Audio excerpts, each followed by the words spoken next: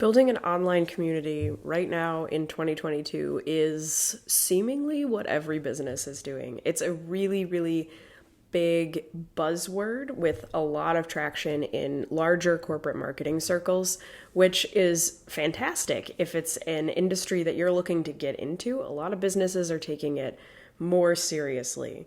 If you're like me and you're totally new to community building in a business sense, and this is maybe your first time finding yourself in a community building role, don't freak out. You're not alone. This video is going to go into what I've learned as a new community builder super briefly and talk about kind of the steps, the resources to where to even start building an online community in this landscape in 2022. So some background about me, if you're just landing on this, I'm Carolyn. I own a social marketing company called BuyIn Enterprises. With that, in early 2021, I got hired by a company that I'm now co-founder of, AMIDST Magazine. I was hired to build out a website, do social marketing strategy, and run an online community, establish, beta test, build out, design content for, and manage an online community of creatives from across the 12 Midwest states. I was really amped about doing that, and our business quickly went from being a magazine and, contributor first side, that's the main thing we were talking about. It became, we're talking about the community first, and the magazine comes from the community instead of there's the magazine, and because of the magazine, there's a community, right? Okay, so without getting too far into that business model, that was the first professional community I was hired to work on. And that was almost 2 years ago, just a little bit under 2 years ago. In doing that, I got to experience building a totally fresh, previously non-existent community. And I've now learned that that is a really unique experience in the community industry. A lot of times people who end up in these roles are either handed off a community that already exists, or they're gathering a community into one place, kind of consolidating. So what I got to experience was something really, really neat and unique and truly beautiful, and I absolutely love it. After that, I decided I would start one for my own business. So BuyIn Enterprises has a community. It's called BuyIn Biz Club. These are very small communities from the standpoint of corporate scale online communities. But there are 5 things that are similar across all communities. And this is what I've learned as somebody who's new to the professional industry. Now, some people kind of call it like, oh yeah, you're new, so beginner's luck or whatever, like things like that. I haven't necessarily experienced beginner's luck. What I have experienced is fresh perspective and being able to come at community building and use my social marketing skills and my skills of just interpersonal communication, my writing skills, my design skills, and bring all those together to kind of forge this path where I marry all of those things that I've been developing in my business life for the past 7+ years into this new thing that I'm absolutely loving doing. And if you're finding yourself in that same boat, like maybe you're also a social marketer or you're somebody who works in a marketing department and you're being handed community, I want you to know that you can do this. You already have the skills. It's just a matter of getting 5 big things really right. Yeah, easy, right? Just get these 5 things perfectly right and you'll have no problems. No, it's not possible, but it's more a mindset game, right? So after founding BuyIn Biz Club, I went with, wearing my AMIDST hat, I went to CLIX in April, which was in Memphis. So that's the Community Leaders Institute, their event. It was the first one since COVID, and I felt like the blinders had come off. I was really, really happy with how AMIDST was going, how Biz Club was going, like the direction that those things were going in.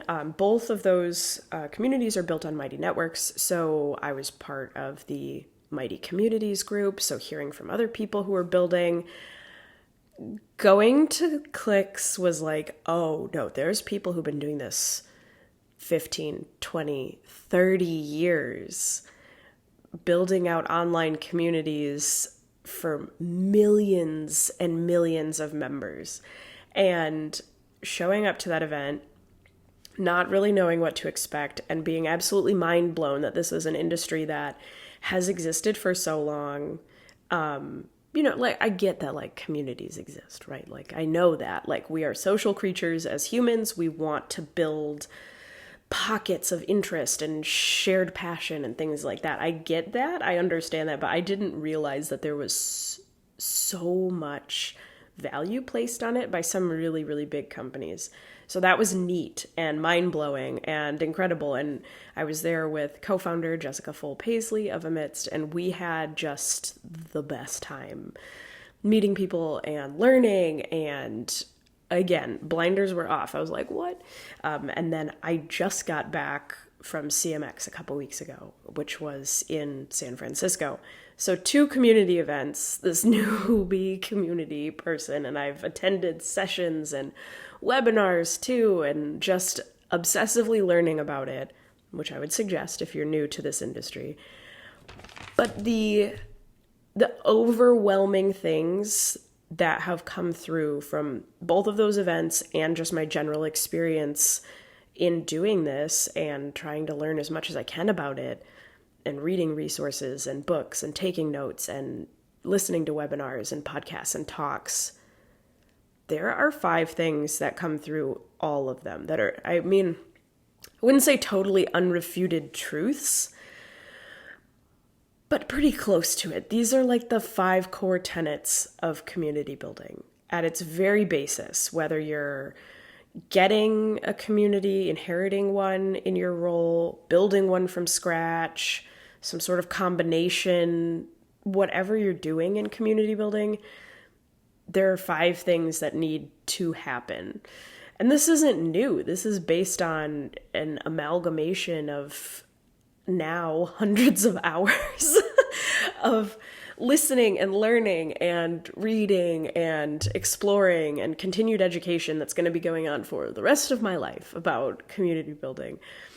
These are the 5 things that come through really all of those resources. And you'll see them in lots of places as you're going on this journey. So the 5 things are, starting with number 1, have a really clearly articulated reason for gathering.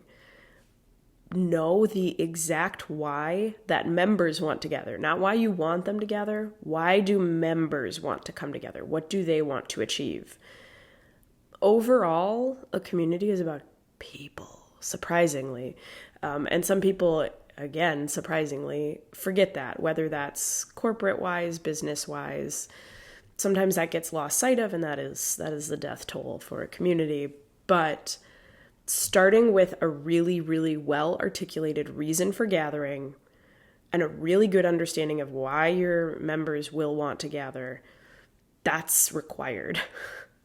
And that can change over time, like that can shift and pivot, but like you need to know that. You need to know exactly what that is, no matter what.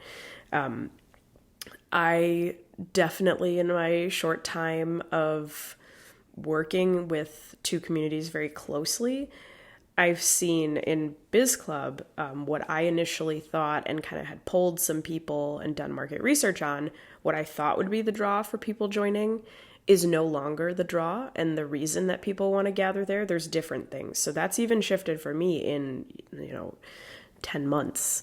Like, that's not that long of a time for a community to exist for its purpose to kind of evolve. So keeping track of that and having good listening skills, which brings us to a future point, which we'll discuss in a second. The second point is develop team buy-in. So if you're working with a team, or if you have people you have to answer to within your business, they need to understand how the community affects business outcomes. And you need to be able to communicate that to them in their language. So where, you as a community leader, you're going to be like, oh, there's this post frequency. We have this many new members joining, and they're this engaged. a sales team isn't going to care about how many new posts you have. They're not going to care about certain other metrics. And obviously, I'm a data nerd. This is a topic that could be hours long, but develop team buy-in for community so that you can spend your time really building the community and not worrying about as much convincing other people, other key stakeholders. If you're a team of one, you're going to have a support network still. You're going to have other people that you need to have on your side with your community building efforts. So whether that's, support staff, contractors, things like that. If you're even smaller, where you're like Biz Club, where it's just me, it's a team of one, I still want my clients to be really read on to why Biz Club is important and valuable for them, because they are my support network in kind of evangelizing for it, in telling other people about it. So you're still going to need team buy-in, even if it's just you. The third point, and I think maybe this is potentially the most controversial of these 5 points, but launch dirty, like messy action. Don't delay. Don't overthink it, because no matter what, things are going to change. You're going to have to test. You're going to have to iterate. You're going to have to listen, and you're going to have to pivot. And thinking that you can launch a perfect product isn't sane. It's not logical, I guess I should say. It's not something that happens in the industry just in general. Like, you aren't going to have a community that never undergoes changes. If you do, you have a community that doesn't exist. You have a plateau. You want growth and change and iteration and pivots and to be serving people as well as you can. And to do that, it's not a stagnant thing. It involves listening. So once you have the first two things, your solid idea and explanation and team buy-in, get that community up, start getting people in. Like, you can do a limited launch, but get people in there, because the people are the community. That's the heartbeat. 4, this one's not controversial, but this is something that I think is maybe hard to swallow. Doesn't matter what size your community is, hands-on, high-touch, one-on-one conversations, curated responses, an individual approach matters in a massive way. You have to be able to make people feel like they're valued and listened to, and that their presence matters, and that they're welcomed. They can feel comfortable to be vulnerable and share. And it's hard. That takes a lot of work, and that, again, changes for each individual member. Like, I've had some members in community where they respond really well to like a welcome message directly, from me. Like, that's curated, where I ask them a couple questions. I've had other people give me feedback that that's annoying, that they want to join the community and not receive a message right away from anyone. They want to just explore and observe. And I have no way of knowing which type of person it is that's joining the community. So feeling people out, seeing that maybe they didn't respond to a message, maybe we try something else, maybe we wait and see, or we tag them in some content we think might be relevant to them.